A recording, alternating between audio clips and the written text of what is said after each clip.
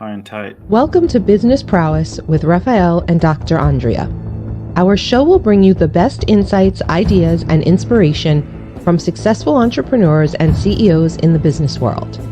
Don't miss out on the opportunity to learn from the best and stay ahead of the game. Sifu Rafael is the founder of 5 unique shows. He's a fitness professional, solutions expert, executive coach, and head instructor at Max Martial Arts and Fitness in New York.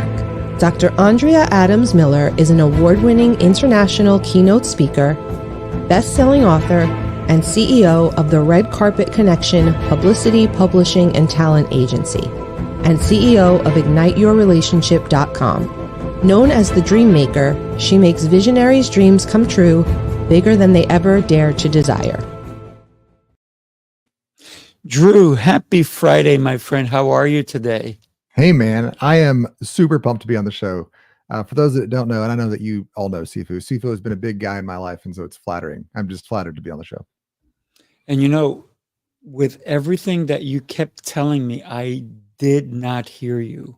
So my communication, I need to get slapped because this is not the Business Prowess Show. This is Heroes Rising, people.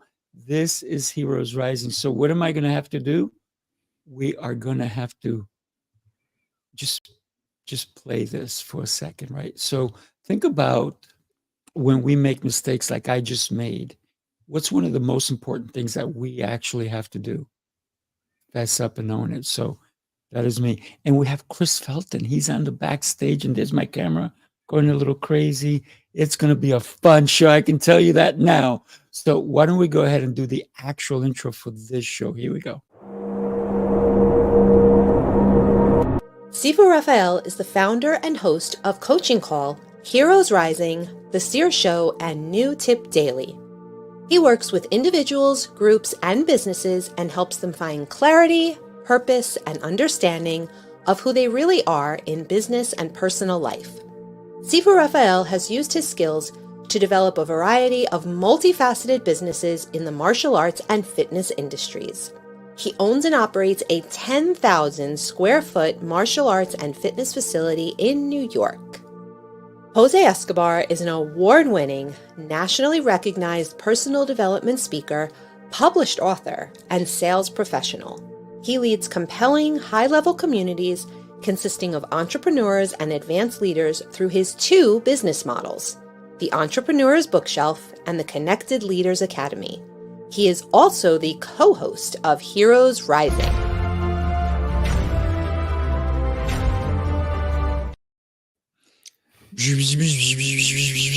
We're back. We're back into this particular spot. So, Drew, I gotta, I think Dr. Andrea Adams Miller is on my mind because she had an operation, 2 operations at the same time. And, she's been on my mind a lot. So I think that's why I played that when I'm thinking I'm in that show. And with having 6 shows, this can happen. But you are here helping me out with the fact that Jose is actually in Greece and he's going to be a keynote speaker there. So you, my friend, are an incredible person. And before we bring Chris on, you decided, which I just found out, after you were on my show back last year, you said, I can do this. This is so easy. And now you have your own show. Tell us, before we bring Chris on, tell us a quick second how you got to that. So I met Sifu back in May at a CLA event, and we'll talk about the CLA later. But Sifu was like, hey, come on my show. We'll talk about this product that you built. And so it kind of got me out of my comfort zone. And he sent me this email. It's like, hey, this is all the stuff you need to think about before you have the show. And I got on the show and I had that green screen, and it was everything I tried to do. Like my fingers would disappear as I moved around. And I was like, you know what? It's not that hard. I could paint the background. And then every day in July, I said, I'm going to do it so that I can get on Sifu's show next time and have a real studio. So every day I added one thing, just one thing. And the result ended up being the studio that I have now. I've done 34 podcasts since the beginning of August. It's been a blast, and it's all because of you. Thank you. Oh, my friend, I got to tell you, you are doing an exceptional job. I think yours looks better than mine, so I might have to take some tips from you. So why don't we go ahead and Yeah, bring let's do it. Chris Felton, who's also on the CLA. So Chris, hello, my friend. How are you today? Better than ever. How are you guys? Great All to right. be here. Yeah. Thanks for having me. Looking forward to delivering some value with you two amazing people. So let's rock. Let's Let's rock do it. it. Let's do it. One of the things that really is very inspiring, and the fact that you're willing to even talk about it, is broke to seven figures. And that's a journey that a lot of people are not willing to take. They want to take the seven-figure journey, but they don't want to take the broke journey. So talk to us a little bit about that. And we're going to get into so many different aspects of how to go all the way from the bottom to rebuild, right? Yeah, I'll just take you right to the bottom, the turning point of my life. So so I'm in Colorado. I'm a recovered CPA, call it, right? Fully recovered, 12-step program. First step is denial. Anyway, but went to Colorado State University, got an accounting degree, and then I moved to Denver in 1993, and I went to work for a large accounting firm, and decided after 7 years to go start my own entrepreneurial business in the financial services arena. And went through a very painful divorce. My kids were small, expensive divorce. They moved to Atlanta, Georgia. I remained in Colorado and met my second, current, and last wife. I say it on every podcast just in case she's listening. My second, current, and last wife, Marlo. And, you know, Hey, Marlo. yeah. Hey, Marlo. Yeah. She's the brains. Sifu, I'm the eye candy. Anyway, nobody believes that when they look at her. She's the brains and the eye candy. But I so met her in the business. She got recruited to our firm, and she, we fell in love really fast. I'm coming off a divorce, and I was having a little bit of success, and I was really good at talking about success and talking about principles, and was getting trophies. But what my wife didn't know was I was completely broke. And she walked into a financial crap show that I was kind of keeping her at bay. So we got married. She's like, well, you're a CPA and you're a financial advisor. You must have your poop in a group and you must be fine financially. So I don't need to ask about that. But what she did know is I went through pretty expensive divorce. I laid down in the divorce because I felt so guilty about it. I signed a 6,000 square foot office lease I couldn't afford. And then I was really looking for answers. And I started this is right at the beginning of the Great Recession. And I started diving into personal growth and development. And all the gurus were like, you need to meditate. Okay. So, which is kind of weird for a CPA, right? But I'm looking for answers. And so we're in this cold house in central Denver. It's February. There's no quiet place to go except in the garage. So I'm in the garage in February in Colorado, freezing my butt off, meditating, and I got the word from God, and it was, let your wife manage the money. And I went through with that, right? Intuition, right? Mel Robbins and the 5-second rule. Everyone's probably heard of that, right? If you don't take action in 5 seconds, then things probably your brain starts talking you out of it. So I handed the reins over to my wife and let her in on the fact that I was $250,000 in credit card debt. I was leaking $6,000 to $7,000 a month. I'm paying my ex-wife $5,200 a month in alimony and child support. And so fast forward 9 months after that, there's a lot of pain there, but I'll leave that for later. There was a lot of pain in that conversation, but it all unraveled because I was completely out of money. We had to move to the rented home, and I had to pay my ex-wife that alimony and child support payment the next day. So I came home and asked my wife to give me her money, because she was good with money, to give me her money to pay my ex-wife. I asked my wife to give me the money to pay my ex-wife. That's And pretty incredible. yeah, pretty stupid, right? But I was pretty desperate, and she agreed to it, but I turned around and then I saw her purse flew over my head. Like, she got so pissed she threw her purse at me. And I don't know why women's purses are so big, but this big purse comes flying over my head, explodes everywhere, and then she threw it again, and then she Mm. threw it again, and her hand-eye coordination is really bad. So I was never in any real danger, but we we and we were having the fight of our lives. And she's 5'2". Everyone's scared of her. Hurricane Marlo is not a funny sight, and I just said, "Well, why are we still married?" And she just looked at me and went upstairs to figure out the answer to that question for the rest of the night. And then this was kind of the turning point. Was there I was, and I'm like, the common denominator to my whole crap show is me. I realized my ex-wife never had a chance because I expected it to fail. And one of my favorite quotes is, "You don't get what you hope for, you get what you expect." Most people hope positive, but they expect negative. I was drinking a lot. I couldn't see my kids. They were little. I was too broke. Just a total mess. And then I just realized I had to quit living in hopium. I had to wake up. I had to take responsibility.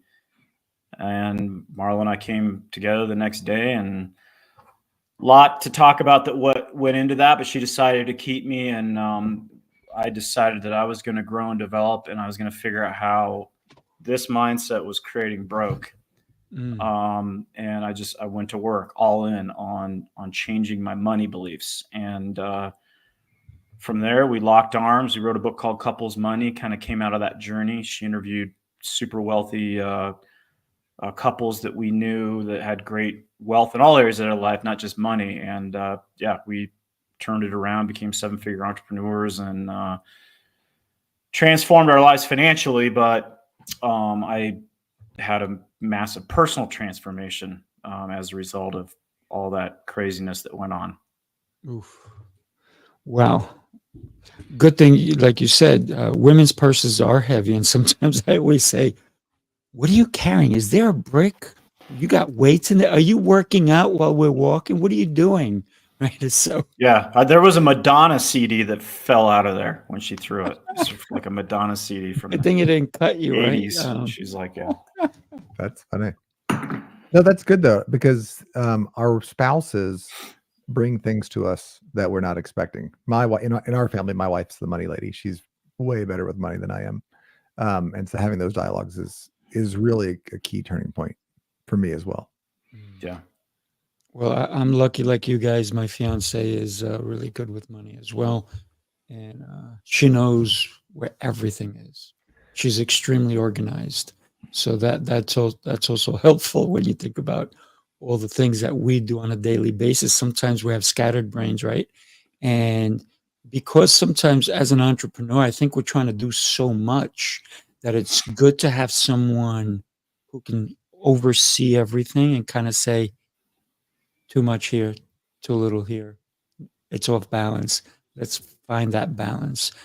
So, Chris, how did you, after having this discussion with your wife, how did you guys find that balance in order to go to 7 figures and more? Well, I hired a coach that I worked with for 4.5 years because I had a pretty big organization in my former firm, and everybody wanted to coach me because they wanted to coach the whole team. But all these coaches, I was like, "Are you financially independent?" And they're like, "No." I'm like, "No offense. I'm sure you're a great coach, but if you're not living the results, I'm just not interested." So my coach, he passed away a couple years ago in his late 80s, but he was in his late 70s. He's like, "Yeah, I've been financially independent since I was 42." And so I worked with him for 4.5 years, and so did Marlo. But we came together and we set a unifying couples goal. And you guys know, the ruination of all relationships is gap in expectations. And so in my first marriage, she had her thing and she was right, and I had my thing, and I had to we just never communicated, never talked about money, and never had all those things. Right. So, we came together, and my coach is like, you got to get clear on what you want. Right. And that's probably like the most beat up topic in personal growth and development. Like, everybody says it. You got to know your why. You got to know what, you got to get clear. You're right. Which sounds great. And I had always had great mentoring around me, and I would sit through these conferences, and I'm like, oh, that's, the most successful person's up there, 8-figure entrepreneur. Like, you got to know your why. I got to know what you want. And I'm like, oh, I got to do that. That's so good. I'm going to check. This is it. Right. And then I would walk out of the conference, and then a squirrel would run by me, and I'd be like, wait, I'm going to get that squirrel. Then I'm going to get clear.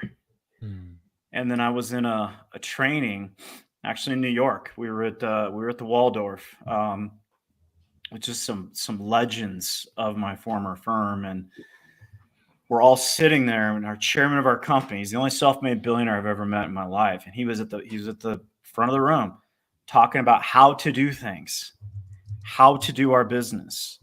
And he'd put up a topic, and we'd mastermind and debate and do all these things. And there was a guy that was missing who literally came in 5 years after me and was 10 times bigger than me. And he's 2 hours late. I think he's Canadian. He was sick. I saw him in the bar until 2 a.m. So anyway, but I looked behind me, and he walked in the room, and he's just shaking his head, and he interrupts the meeting. And he goes, "What are you doing? What are you talking about? None of this stuff's important. This how-to crap, the reason I'm crushing all of you guys is from the day I've come here. I knew where I was. I knew where I was going. I knew what I wanted. I knew why I wanted it. I knew my compelling emotional reasons, and I could communicate it in under 90 seconds. Y'all can't do that. Y'all aren't clear, so you jack around with this stuff." And he left. Oof. And I just looked to my wife, and I'm like, how many more freaking times do we need to hear this? And so we went upstairs, and I'm like, what do we want? Right. And it's just financially, right? But what do we want financially? And we were $250,000 in debt. We're a mess, right? But we're making a move, right? I'm committed to changing. And she's like, I want $100,000 saved in the bank. And my coach said, when you start asking your wife what she wants, don't start spreadsheeting it out, dork, because right, people that struggle around goal setting, they think goal setting is logical. The high performers know that goal setting is emotional. And he's like, ask her why, and just stay there. And I'm like, why? Why do you want it? She's like, this financial stress is physically impacting my health. I can't sleep. Why do you want to have more money? I'm like, I got to see my kids. I'm a horrible dad. So we just spent a lot of time there, Sifu, and just with why, and I always tell people, if you're trying to go, I'm in Denver, if you're trying to go from Denver to Aspen, and you have a Lamborghini, if that thing's not fueled up, it's a useless vehicle. So most people have an entrepreneurial vehicle that's going to get them to where they want to, but they don't have the tank full, and they don't have their compelling emotional reasons that would literally make them run through a wall. So anyway, we got clear, and we knew our point A and our point B, and we've been setting goals like that. We knew our interim steps. We knew our compelling emotional reasons. It's the single greatest goal we ever set. There was no way we were not going to nail it, even though it felt like Mount Everest, because I had never proven that I could save money. But my tank was full, and I did my routine every morning to fill the tank, and we met every week. Did we move $1 closer at least or behind? And we had strict accountability and a weekly accountability and a weekly meeting. So anyway, Sifu, that was the start. And also from our coach, he said, are you going to keep fixing debt, or are you going to create wealth? And that changed my life, because what you focus on expands. Everybody knows that. But the reason why people have so much debt in their lives forever, because that's where they're focusing. And they're like, if I just get rid of the debt, then I'll get my act together. He said, no, create wealth. You have to prove that you can save. You have to prove that you can save, so you'll never go back into debt again. No one was teaching this stuff. Right. And so that's what we got focused on. And it was a relief to me. I'm like, I want to create wealth, because the debt just kept growing because I kept focusing on it, and I hated the debt. Well, the debt hated me back, and it just kept growing and growing and growing and growing. Money's energy. So, I mean, we handled the debt. We got organized. We knew where we were. We knew our rates. We knew, like, it's not like we ignored it, but my job was to drive my income and get focused on saving. And I was a madman in a good way. Right. So anyway, so that was the start. And that was the little bit of snowball that was going downhill that created tremendous momentum for us. And that was, 15 years ago. Wow. I mean, you you said so much, and yet there's so much that not only did you say, but that you made us all think about. The fact that this, and I love what you said, oh, look, a squirrel. When we think about, that's what most people do as entrepreneurs. And you said, oh, look, this is shiny, that's shiny, this is that. I want it all. But meanwhile, they don't understand that you have to focus to get that one thing. And a lot of people are trying to get 50 things at once. I love Drew to comment on this as well, because he's done this in his business where he decided that he needed to move forward with everything that he's moving on. And I think StreamYard is really changing the way we're doing everything here. We have all kinds of screens and weird stuff going on here. So I'm not sure what is going on. I think we're going to have I told you, this is a special day. And yeah, we're doing all this funky stuff. Look at this. And now we're here, you're there. I don't know. Drew's a master at this stuff. And even though he just started, he dove deeper into it than I have, and me having 6 shows. But when you consider all that you unpacked for us, there's so much value in what you said. And when that gentleman came into the room and you looked at him and you basically said, first, this guy was at the bar late at night. He came in late. He did all these things. Yet he was the most pivotal person in that whole place. And when he said what he said and he left, it was almost like he came and slapped everybody on the back of the head and said, gentlemen, young ladies, time to wake up. And I'm so happy that you and your wife said, we got that message. The alarm has been sounded. Let us go figure out what is our next steps, because we can't keep listening to the same garbage, right? Drew, I'd love for you to take that and go with it, because he's made so much of changes in his own career and life. Yeah. So my background is I did engineering for a long time. My kind of the peak of my career was I was a chief engineer at Lockheed Martin. I had a $30 million project I was in charge of, a bunch of people, a bunch of different complexities. And I got the opportunity to do coaching, which is what I've always enjoyed doing. And there's a lot of bumps in the road when you make a career transition like that, right?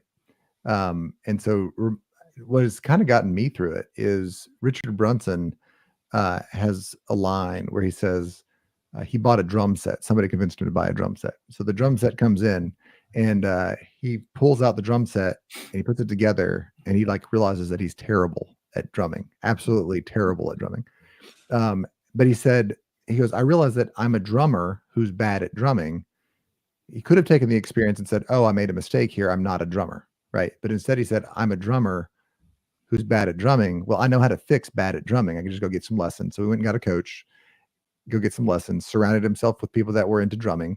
But it's an identity shift. And so for me, the shift of, I could go around being an engineer, or I could say, no, I'm a leadership coach. And I kind of wrestle with this because at some point I need to express like the value that I bring to the table. And so I bring up my past successes. But for me, the mental change, and this was kind of a little bit after I was on your show, Sifu, is I said, no, this is what I am. And in order to be a good leadership coach, I'm going to have a show, which means I have to get on the screen, which means I have to learn the skills of being on a screen, which means I have to learn the skills of writing content for a screen. You know, I was a drummer who was bad at drumming. And so now I've gotten a lot better at drumming. So what motivates me, you talk about the emotional aspect, is anytime I hit a snag. So I'm putting on a big event in January. I'm bringing John Maxwell to my local area. And so now I'm pressing flesh, right? I'm knocking on doors. I'm shaking people's hands. I'm soliciting people to sponsor tables. All these are new activities for me because I was in engineering, like not in sales. And every time I fall on my face or I do something stupid, I just say, hey, listen, you're just bad at drumming. Get back to it. So I think you talk about finding your why or getting clarity on your why. That is a tough proposition. I mean, I find I'm constantly sharpening the pencil for myself. What were some of the things that you did in that critical moment where you were able to push through the general, well, I want to make some money, to this is what we're going to do for the next little bit? Well, I mean, it was just, you know, my back was against the wall, and, you know, as my coach would often say, especially when, you know, your ego's not your amigo, right? Like when I would fight him on things, he'd be like, based on results, how's your way working? I hate that question. That's a great question, though. Well, no, it's amazing. No, and I coach, I've coached thousands of financial advisors over the years, and, you know, you tell them that, right? And sometimes people are just selectively coachable, right? If it fits their belief level, or if it fits inside their comfort zone, they're selectively coachable. And now I can't even finish it with guys I've been coaching for 20 years. I'm like, so, hey man, based on results, I got it. But based on results, my way wasn't working. Right. And my way was, you know, it's January 1st. Oh my, this is the year. This is it. This is it's all going to change this year. I got the plan of plans. This is going to be amazing. And by February, I can't find my plan. People can't find the gym. You know, so it just wasn't working. Right. And so I had to, you know, if I wanted to get different results, I had to do things differently. And so it was just, once again, like my wife was like 1 foot out the door. My kids are like, where the hell is our dad? Like when you start connecting the prices that other people are paying for the way you show up, you start doing things differently. And most people never connect that price. And my coach was really good. He didn't have to do it but once. He's like, who's paying the price for you insisting that you stay the same? That is a great question. Yeah. Yeah. He knew when to hug and he knew when to kick. He was a master at it. And by the way, I want to just quickly give it a shout to Jose, who is in Greece, and he just tuned in, and there's what he says. You know, happy that we're here, and great gents.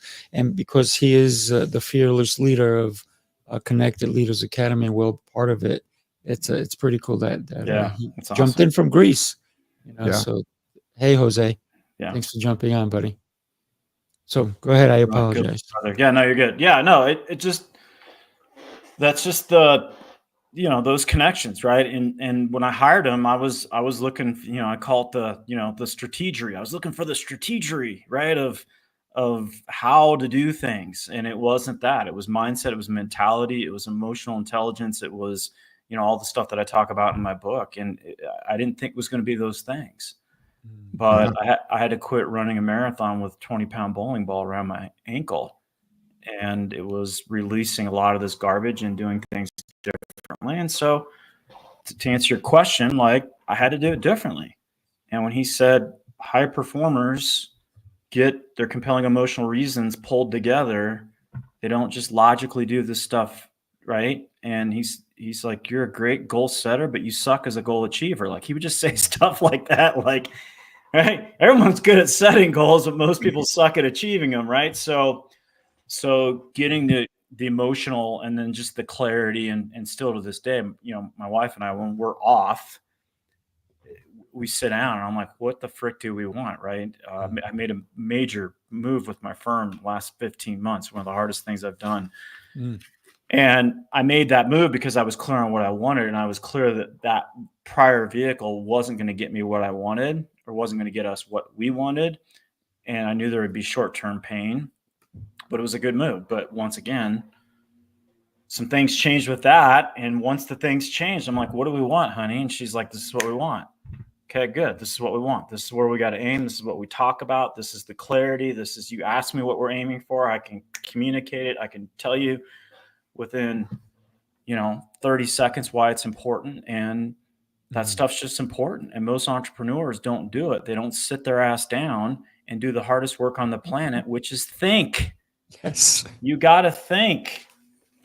Big ass green journal here. Lots of thinking, lots of stuff in this thing I've had for 15 years, right? Of what do I want? Why do I want it? And anyway. No, I think that's great. Yeah. I'm gonna get on a little bit of a soapbox here. I was watching the Summer Olympics over the summer here, and what I noticed is that everybody achieving gold medals has a bench full of coaches, right? And there's two types of people that get coaches. There are folks like my daughter who's 10, and this is her first season of soccer, so we hire a coach to tell her the basics of soccer. And then there's pro athletes who have 5, 6, 7 coaches. And then there's a whole band of semi-pro people in the middle that are too good for coaches, right? I think when you're too good for a coach, you're probably too good for a gold medal. So, love that. So that communication aspect that both of you guys are talking about, and the fact that, Chris, you were there and your wife also was coached by your coach. That's incredible. I just want to take a quick takeaway for you guys, because communication is everything to do with what we're talking about. Take a look. In a world where words shape destinies and connections forge futures, this November 22nd to the 24th, Speaking Prowess brings you the ultimate hands-on workshop.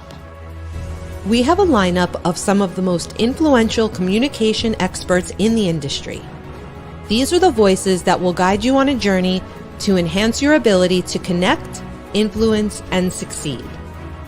Sifu Rafael, master instructor and founder of Speaking Prowess, blends communication and leadership to help you reach your full potential. Dr. Oliver T. Reed, the international multi-best-selling author and motivational speaker, known as the writing coach, will help you craft your messages with precision. Jose Escobar, a nationally recognized speaker and leader, will guide you in mastering personal development and leadership skills. This is more than just an event. It's a game-changing, skill-building experience. Walk away with communication prowess that transforms your personal and professional life. Speaking Prowess, where communication becomes your superpower. Reserve your seat now. Chris, so you, and we want to get into this a little bit, you decided to also write a book because there's another way that you can communicate. Because sometimes somebody walking down the street doesn't know that they need your book, but until they either see it somewhere or it's recommended. So why did you decide to go ahead and write your book?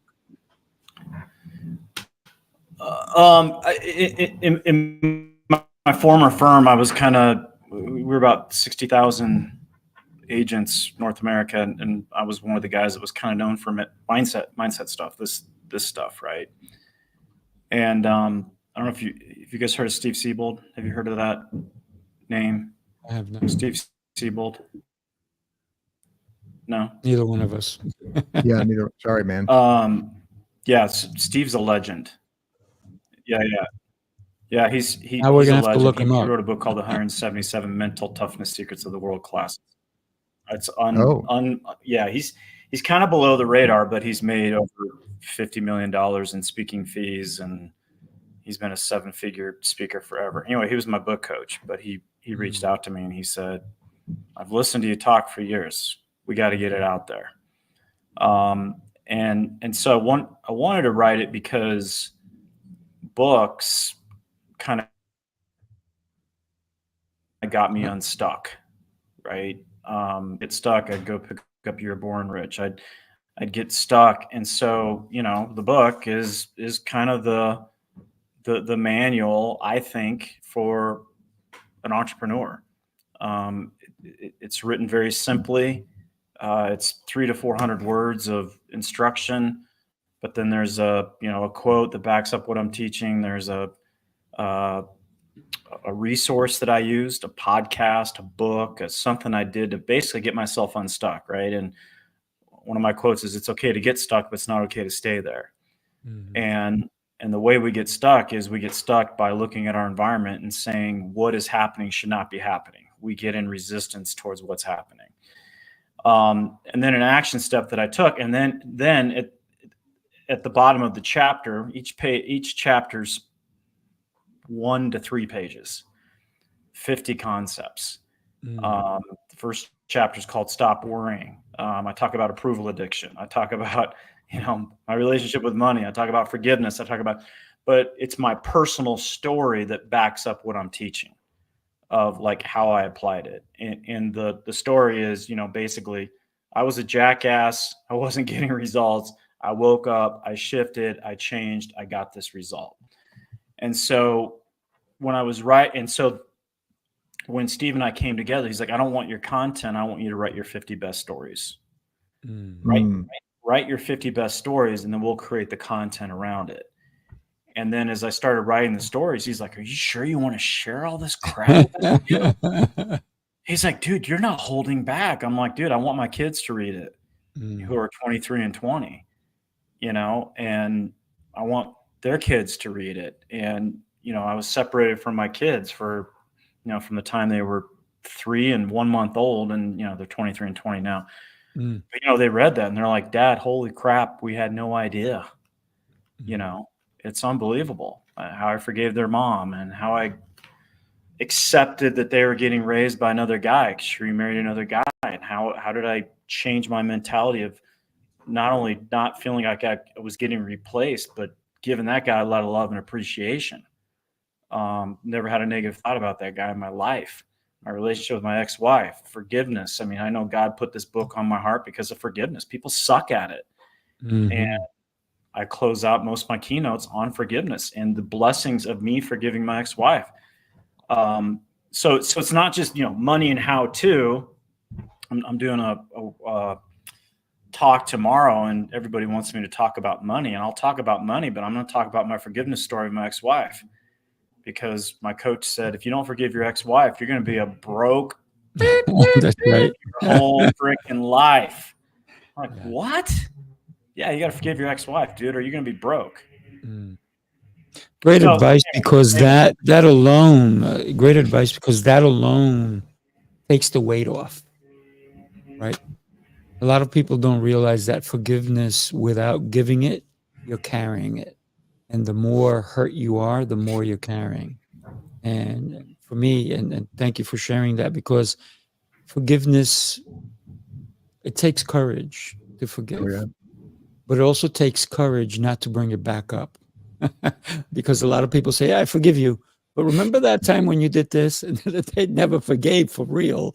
There's a certain part of where people forget that forgiveness doesn't mean you rehash it. You bring it up over and over and over, and then you really didn't forgive. You just said, "I forgive you." Use words instead of the meaning behind what it truly means. Yeah. Well, yeah. And I quote him several times in the book. Coach I worked with, good friend of mine, Jonathan Mansky, he calls himself the world's only cerebral sanitation engineer. He takes your head trash out, right? But he also brought it home for me too. Because he got cancer and he cured himself. Mm. He was like an energy healer, worked with this energy healer in the Philippines. I mean, just unique skill set. And I'm like, well, how'd you cure yourself? He's like, well, there's, supplements and things I had to do, but he's like, I had to forgive. And everybody that would come to him, he worked with a lot of cancer patients, and they're like, well, we hear you're a healer. He's like, yeah. Who do you need to forgive? And they're like, what are you talking about? Well, that's why you have cancer, because you have all this disease in your body that's creating disease. And he's like, once I could get them through letting go and forgiving, they actually open their body up to heal. Now I don't have all the scientific proof of it, but he healed a lot of people, including himself. Mm. So it's just, and it's another reason why I'm 53. I got better energy now than when I was 33, because I just don't carry that shit with me. That's it. Yeah. It's heavy. I tell all new leaders when they when I promote them to a leadership position, and it started with the first guy. He's like, what's the number one skill you need as a leader? And I was like, forgiveness. A lack of forgiveness, and then the anger that results in that really sidelined my career for about 4 years. Like, I can point to a specific portion of my career where I was really bitter at some of the guys that I was working with, and it was I thought it was like all in the box, right? But it was really spilling out into the whole team. And the higher level you get in leadership, the more people that are going to let you down. Each individual person is not doing a major thing, but the forgiveness and the need to forgive, you got to be excellent at that, because it builds up quick. It's interesting. Go ahead, Chris. No, it's an infinite game. I mean, you're always going to be playing that game, and but everybody wants peace of mind, and the path to peace is forgiveness. Like, you can't get there any other way. And so it's just, you're forever on it, and I'm human. So I get stuck. I resent, I send out resentment, or as my coach said, quit throwing out poop covered boomerangs. Right. So what happens when you throw out poop covered boomerangs, right? They tend to come back, and judgment's public enemy number one, and all these things I talk about in my book. Right. But, they're all projects. So yeah, gotta be mindful. It's interesting. I had a client of mine say the other day, these people got me so mad and everything. And he goes, who's gotten you mad lately? And I just looked at him. I didn't say a word. He goes, oh, I forgot who I'm talking to. He goes, you don't get mad. I said, why don't I get mad? I reminded him as to why. He goes, because you give your power away when you get mad. I said, exactly. I said, why do I want to spend my energy on being mad? There's no reason for that. So life is what it is. And if listen, this is why we have insurance, right? If somebody hits your car, you get out and you decide you want to beat them up. What for? You have insurance. Let the insurance fight it out. You don't need to get physical, even though I teach people how to fight, right? I do that for fun. But I don't tell people that they should fight. It's a last resort. And so a lot of times we're struggling with, how do we deal with another person when they make us angry? And then if we hold it in, then we have this resentment towards them. And then all of a sudden we feel like we have to forgive them, yet we still have this resentment. But if we never allow it to enter our human being, we kind of have a shield around it and say, you know what? It's not worth my effort or my time. So that's how I do it. And I love the fact that all the sayings you're saying, a boomerang with poop on it. I love that, because it is just that. You can't say negative things without them coming back. You can't put somebody else down without somebody else putting you down. So it's that mirror effect. If I want to put negativity in the world, it's only going to come back. If I put love in the world, it's going to come back. Don't get me wrong. You're going to have negativity coming back at you, but you can shield, right? And block that nonsense coming in. Those are just my thoughts. Amen. My key to managing anger, and this is not my idea, a friend of mine told it to me, is that anger is a signal that you might need to change something. So if somebody aggresses you or whatever, bumps into you, you might get mad about it. They smash your favorite plate, whatever. You might get mad about it. But the emotion of anger is just a trigger to decide for you to say, do I need to stop what I'm doing and address this? Does somebody else need to stop what they're doing and address this? Is this mine? And for a long time, I received that anger. And I said, okay, either I'm going to press it down, in which case it just festered and grew, or I'm going to act on it, in which case that was generally a mess. But once, for me, it really changed when two things. They said, first of all, anger is just a signal, just an alarm bell. Then you can engage your heart and your soul and your logic to decide what you should do about it. And the second one is, it doesn't have to be yours. They called it graffiti on the wall. So you have this emotion, you're going to like the wall of your mind, and somebody's written in big red letters, hit the dude. Like, that's just graffiti. Doesn't mean it's your graffiti. And then, that's, those two ideas have been super helpful for me as I've gone on and managed anger. Yeah. Wise advice. It's not, whose is it to accept? Right. Yeah. Well, cool. Well, we're talking about your book though here, Chris. Your book is Get Out of Think and Grow You. But one of the phrases that you use in it is get out of your own way. Does that show up in the book? Yeah. It's written in, so the 50 concepts are written in 5 different pillars. And the first pillar is get out of your own way. So how do you get in your own way? It's these self-sabotaging patterns that we have as humans, right? So we worry, we stress, we judge, we hesitate, we procrastinate, so it's really, for me, it was about waking up, and it was about awareness, and it was about, know thyself, right? I talk about approval addiction, right? I was a raging approval addict. I didn't even know it, right? Until I went through a, 10-day seminar with a bunch of dudes, right? And I realized I had this like huge approval need. And one of my coaches said, your need for approval is the biggest check you'll ever write. And that's one of the reasons I was broke. So it was really about making what was unaware aware. And it was really about, okay, like this is my pattern of how I screw myself over. Right. But instead of going down that path, like what can I do to interrupt the thought? What can I do to interrupt the pattern and move it, forward? And like during my book launch, which was a crazy multi-month thing, right?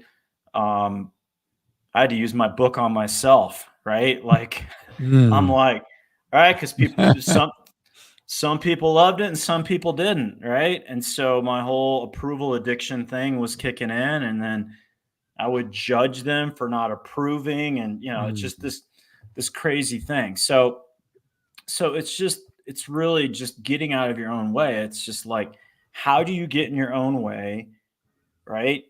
It's just knowing that, right? I was talking to an entrepreneur, like she overthinks. And I'm like, sister, overthinking masks fear all day long, right? Just like pick the least suckiest path and move. And clarity only comes from forward movement. I mean, that's it. Like you can always course correct. That's why sailboats have sails, right? Because you got to change what's going on there. But she was self-sabotaging because she's procrastinating. Perfectionism. I mean, we could do 5 shows on this topic, but it's just like, how do I screw myself over? How do I get in my own way? And just not beating ourselves up. Deservingness, worthiness. Oh my God, that's such a there's no worthiness in nature. Birds aren't like, I don't know if I'm worthy to fly. Like, that's just right. I mean, trees don't go, I don't deserve leaves. Like, that's just a stupid concept that man created. And I talk about deservingness in the book. I'm like, this is stupid. Why do I have a deserving thing? Well, you didn't forgive yourself. That's usually the root of it, right? So you're still beating yourself up. You don't deserve it because you haven't forgiven yourself. So I had to do that work. But I just detached from that. Oh, you don't deserve it. You're the me. And I just was like, kind of like a graffiti comment. Like I was just like, and then it fell apart. So I'm still a work in progress, but it was really about knowing thyself, knowing my patterns. The number one skill, or one of the biggest skills of a successful entrepreneur, is what's called metacognition. It's the ability to think about what you think about. Right. So I had to think about what I was thinking about. And this stuff would come up, and I would just take a curious tone and I would, write it down in my big ass journal and just work on things. And my coach said, you don't have a problem, you have a project. Like, you have a project. You don't have a money problem, you have a money project. You don't have an approval and addiction problem, you have an approval addiction project, because we view projects way different than we do problems. Right? Yeah. People are like, oh my God, problems. Oh, it's a problem. Problems stay in our lives forever. Projects, we eventually complete them. And we get people to help, right? With them. Yeah. We get hands and projects and all that. So anyway, that's Drew. I kind of riffed on that a little bit too long, but it was just really about me going, okay, here's how I jack my life up. And I'm just going to take something and work on it for, 70 days, 90 days, whatever. And I'm going to shift that so it's more habitual. But it was really me catching the thought process that would lead to the feeling that would lead to the action that I didn't like, and interjecting and doing something different and getting a different feeling, a different action, a different result. I love that. One of the things that I say to myself, and certainly say to other people, is, are you willing to kill the tiger in the closet? So we have these things, these projects, which we call problems. I'm an ADD. I have trouble with money or whatever. And we like to put it in the closet so it's not out making a mess in the middle of the living room. But we don't want to get rid of it because it's part of our identity, right? Like, oh, that's part of who I am. And I love what you're saying is that, no, the project is getting the tiger out of the living room and getting him out of the house. You're still the type of person, we still have glitches, but we make up for that with friends. We make up for that with patterns and discipline. I have another friend who I was literally just this last weekend, I was talking with him, and it's so similar to what you're saying. He's talking about concerns. So we have this epidemic of anxiety and loneliness and anxiety in our society. And he says that's because smart people experience problems, and then they start listing all the concerns, all the things that are going to make it difficult. And rather than seeing those concerns as the fuel of the project or the things to start working on, people see the concerns and they just start piling them up in a big pile to be concerned about. Right. And so then now they're in this anxiety. So they own this thing. Let's say your car, it needs its oil changed. It's a very accomplishable thing, but they just let it stress them out rather than putting it on a calendar and knocking it out. I love that. You don't have a problem. You have a project. I think it's beautiful. Is that light on your car, check engine? How long has that been on for? Before we go on, let me share with you about Jose. Take a look. Yes.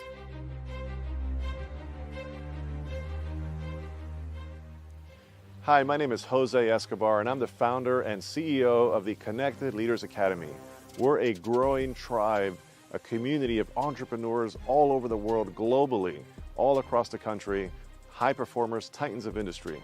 If you're an entrepreneur and you're looking to grow personally and professionally, scale your influence, develop your skill sets, move the needle in your business, more clients, more money, more profit, the bottom line, and of course, grow your circle and your network like never before, this is where you want to be. Join the Connected Leaders Academy today. We are scaling massively. We want to welcome you in. Check me out on Instagram and on Facebook, the @ JASCO25. We look forward to having you join us. Take care. So we're all connected here because we're part of the Connected Leaders Academy. So one of the things that I want to, before we go off into our merry parts of our lives, is at one point, I'm going to give you both a chance to 30, 45 seconds, tell us about your business and why somebody should come and partake in it. When we consider reclaiming our lives from wherever we've been to where we want to go, and you both talked about, Drew, you talked about sharpening your pencil, and Chris, you talked about your why and so forth. But that is the main reason why we do anything, because whether we know it or not, we have a why.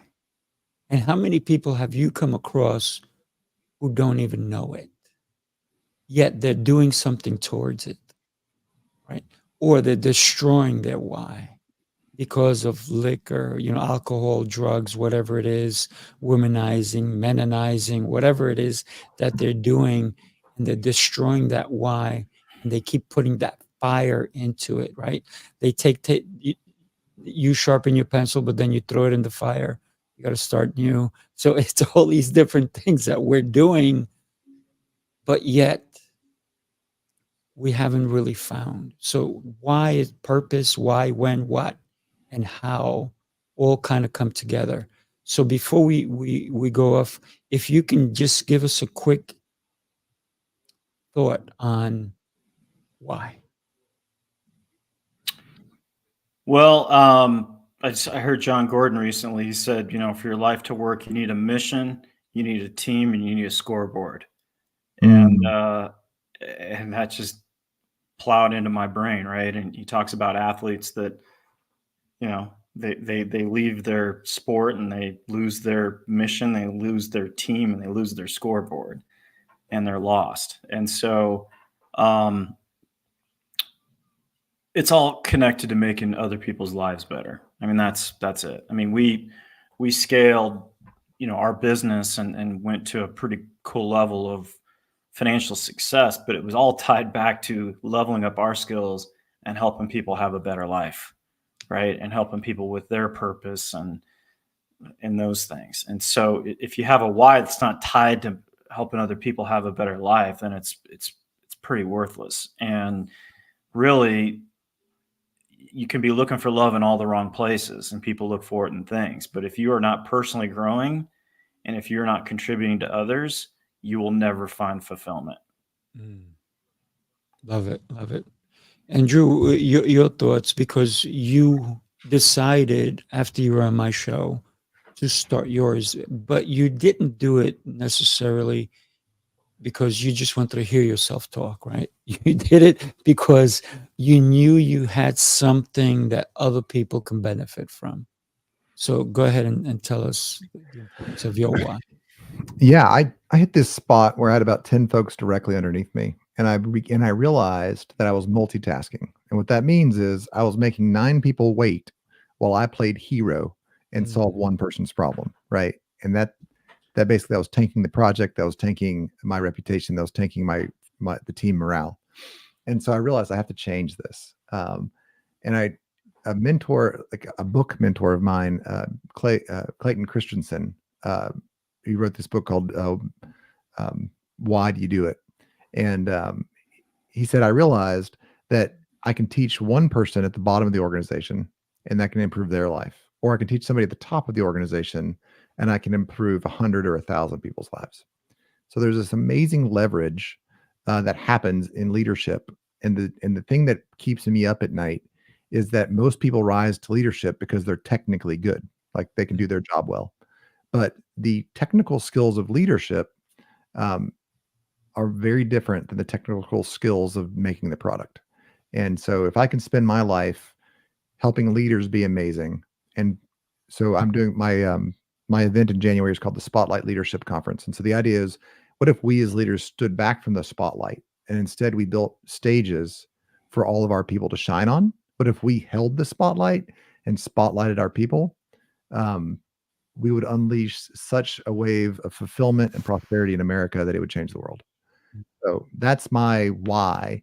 Is innately good at leadership. Like my interest tends toward it, and so now I'm trying to make myself the sort of leader that can teach other leaders to build stages and to help their people shine. Wow, incredible! Love it, love it. It looks like you may have two leaders here who can be on your stage in January, right? Yeah, Probably yeah, Jose. There's so many people that you can definitely bring on who will help and to help accomplish what you're doing. So congratulations on what you're doing. Keep going for it, my friend. And I'm sure Chris would love to come from Florida and help out with your event. And I'm not that far in New York, so let's consider every day doing one thing, just like Drew did. Every day he decided, I'm going to add this to here. I'm going to add this there. And every day we can add one little thing to our business to make it better. What are you doing every day?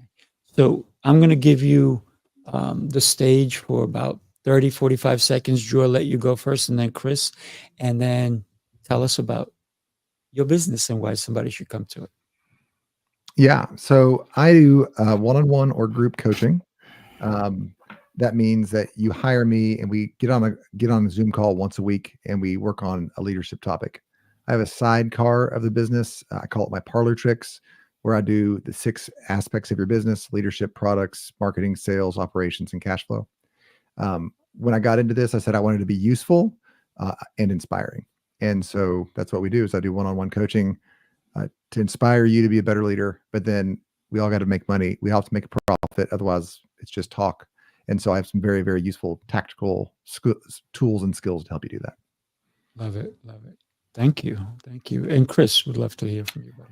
Yeah, 2 things. Obviously, my book and my speaking. I'm looking for stages. My ideal audiences, direct sales, mortgage, real estate industry, insurance, commission-based sales. So that's kind of the group that I speak to, that I can help them, get unstuck and move forward, and help with financial stress.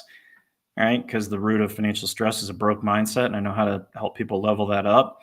And then the second thing is I'm a partner in a firm called Summit Global Private Wealth, and we are going from a $3 billion firm to $25 billion in the next 3 years. And so I'm looking for financial advisors that want to grow because their model's outdated. And in the last 12 months, our average advisor is up 92%.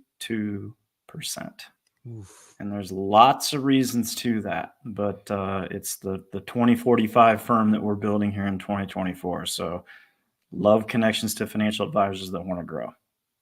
Love it. Love it. Gentlemen, it has been incredible. I think that the 3 of us should definitely get a bite to eat one day, and we could probably talk for hours. Yeah. For sure. So Chris, you said you want to get on more stages. I think Drew is creating a stage. If you guys want to have a conversation, Drew, I would love to be on your stage. And just the whole thing is, when the 3 of us, I know that when we go in front of another person, it's not always about us. It's always about, how can I help?